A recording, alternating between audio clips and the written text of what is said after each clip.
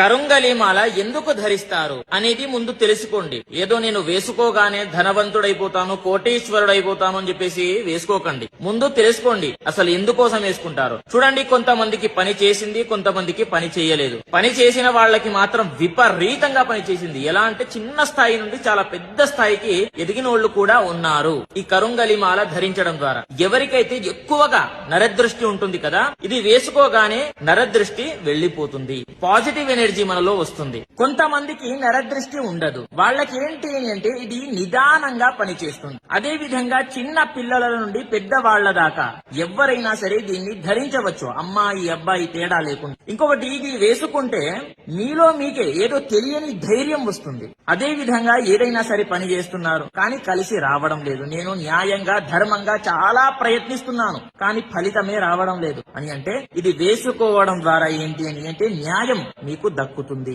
న్యాయం ఎక్కడైతే ఉంటుందో అక్కడ ఖచ్చితంగా ఇది ఉంటుంది అనేది గుర్తు పెట్టుకోండి, చాలా పవర్ఫుల్. ఇంకొకటి, చాలా మంది ఒరిజినల్ కరుంగలిమాల ఎక్కడ దొరుకుతుంది అని చెప్పేసి అడగడం జరుగుతుంది. చూడండి, నా దగ్గర అవైలబుల్ గా ఉన్నాయి ఒరిజినల్ కరుంగలిమాల.